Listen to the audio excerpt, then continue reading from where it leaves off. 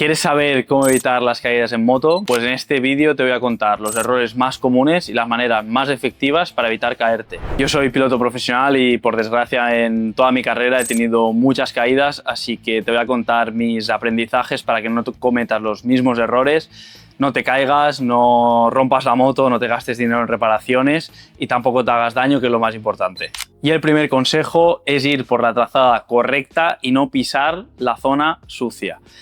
Esto es bastante clave. La mayoría de caídas vienen por no estar en la trazada correcta.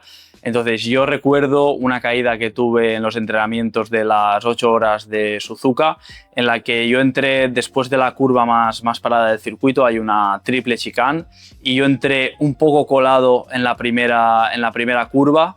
Intenté forzar mucho el tren delantero, me salí un poco fuera de trazada, pisé la zona un poco que está más sucia porque pasan menos motos y no hay tanta goma, y me caí. Al principio yo no entendía nada, pero luego vi unas imágenes de la caída y vi totalmente que me colé. No estaba en el ápice de la curva, sino que me dejé el piano bastante fuera y tuve una caída. Y esto pasa bastante. Veo mucha gente que intenta tumbar ya por la zona sucia, pues ya sea pasándote de frenada y no entrando al ápice al principio, o a lo mejor entrando incluso más dentro de lo que debes en la curva. Ahí tenemos que controlar mucho qué zonas están sucias y cuál es la trazada perfecta en cada curva, y esto pues nos puede evitar un montón de caídas, como a mí me ha pasado y como veo que pasa tanto en pilotos profesionales como en pilotos amateurs. El segundo consejo es no abrir el gas de manera agresiva. Es cierto que para ir rápido tenemos que intentar abrir lo antes posible y sobre todo abrir antes al 100% lo antes posible. Esto es lo que marca la diferencia, porque no sirve de nada si vas a 10% de gas durante toda la curva, sino vale la pena esperar un poco más y poder abrir de 0 a 100 de una manera más rápida. Pero claro, hay ciertos límites. Yo recuerdo una caída que tuve en Barcelona cuando competía en el Junior GP en la categoría de 600, en el que abrí en la curva 3 muy fuerte y tuve un high side en el que me lesioné el nudillo de la mano izquierda. Y bueno, esto viene por un conjunto de cosas, sobre todo de trazada. Yo entré muy dentro de la curva, a lo mejor pisé un poco la zona sucia y aparte abrí un montón de gas y no esperé, digamos, a que pasara un poco el ápice para empezar a abrir gas. Al final todo esto tenemos que intentar ver de qué manera tenemos que ir más rápido, pero sin tener una caída, ¿no? Al final yo esperaba que tuviera un poco de slide y poder avanzar, pero bueno, si te pasas mucho, si eres demasiado agresivo y tienes mucha inclinación, como me pasó a mí, pues puedes tener un high side. Entonces hay que intentar siempre poner la moto lo más recta que podamos para poder abrir al 100%. Antes de continuar con el vídeo me quiero presentar. Yo soy Mika Pérez, piloto profesional, llevo más de 20 años en el mundo del motociclismo, he sido campeón de Europa, subcampeón del mundo, he competido en Moto E, las 8 horas de Suzuka, y ahora me dedico a ayudar a pilotos profesionales como coach y también a pilotos amateurs con la MK8 Racing Academy. Así que si tú también quieres ir más rápido en circuito, te he preparado un vídeo totalmente gratuito de dentro de mi formación en el que explico un tipo de curva que estoy seguro que fallas porque todo el mundo lo hace, y cómo hacer la trazada perfecta en esa curva. Así que si quieres acceder al vídeo te lo voy a dejar en el primer link de la descripción y continuamos con el vídeo. El tercer consejo es tener los neumáticos en temperatura y presión correctas, que veo mucha gente, sobre todo en tandas, que no van con calentadores, y esto es un error muy grande porque es muy fácil caerte. Entonces yo recuerdo una caída que tuve en los test de Barcelona en 2023 cuando corría en Moto E.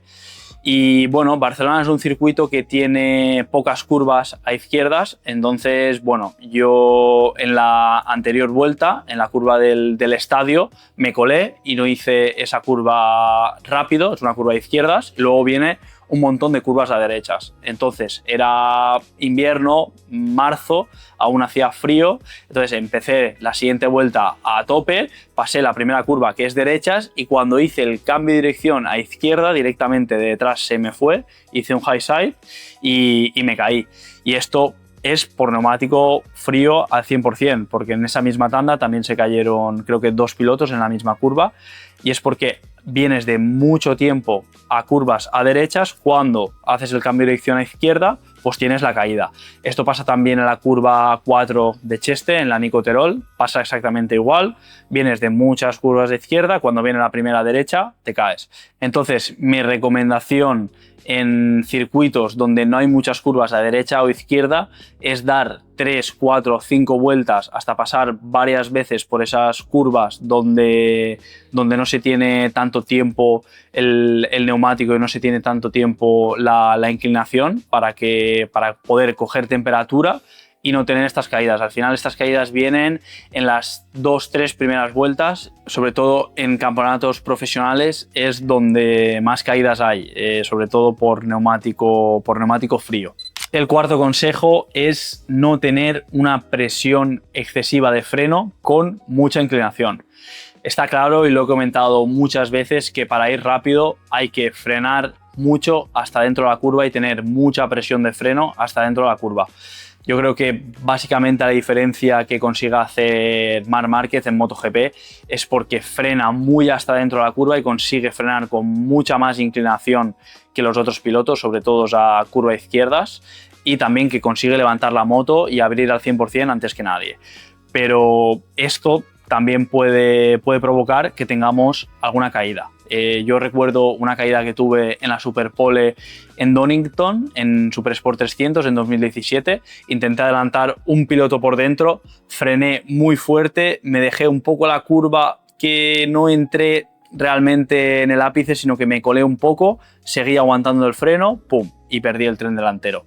Entonces, nosotros tenemos que ser capaces de saber si estamos frenando ya muy al límite y no entramos bien al ápice, que vale la pena soltar, colarnos y a la siguiente vuelta pues tenemos otra oportunidad de hacer un tiempo bueno. Entonces, esto se combina también con el primer consejo, que ya no entras bien dentro en el ápice haciendo la trazada correcta, te vas a ir un poco por la zona sucia donde pasa menos gente y vas a ir aún con el freno intentando forzar la moto y puedes tener una caída. Es bastante difícil que pase, normalmente es más por trazada y por neumático frío, pero cuando ya empiezas a ir rápido, empiezas a ir un poco más al límite, es bastante común y 95% de las caídas son de pérdida de tren delantero y 5% son de high side. Entonces hay que saber exactamente cuándo estamos sobrepasando este límite para no tener caídas de tren delantero. El consejo número 5 es no intentar seguir a un piloto que va mucho más rápido que tú. Está claro, sobre todo a nivel amateur, a nivel profesional, que siempre que nos pasa un piloto vamos a intentar ir detrás, vamos a intentar hacer lo mismo que él hace, intentar seguirlo para mejorar nuestros tiempos. Esto es cierto, yo muchas veces me ha pasado un piloto más rápido, intentas copiar algo de su estilo de pilotaje, frenas más tarde, sigues la línea, ves las referencias de frenada, sobre todo dónde frena, dónde inclina, dónde levanta la moto, y esto te puede ayudar. Pero hay muchas veces que es un piloto, por ejemplo, si vas en tandas, te pasa un piloto profesional, no tiene ningún sentido que intentes ir ni una curva detrás.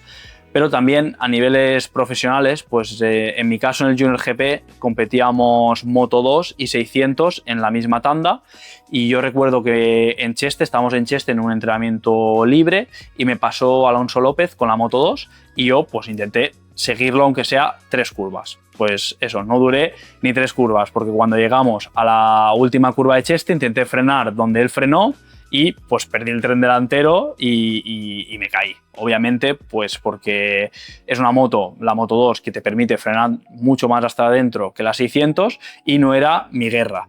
Pero este aprendizaje se puede extrapolar pues también a pues si tú vas con una moto del 2005 y viene uno con la última Ducati y se pone delante e intentas ir como él, pues seguramente si intentas ir como él o si tienes los neumáticos muy gastados y el otro ha puesto un neumático nuevo, pues no tiene sentido que intentes seguirlo. Hay veces que no es por tu habilidad, sino que la moto es muy importante, y forzarte a intentar ir con un ritmo que no estás acostumbrado, pues es un error.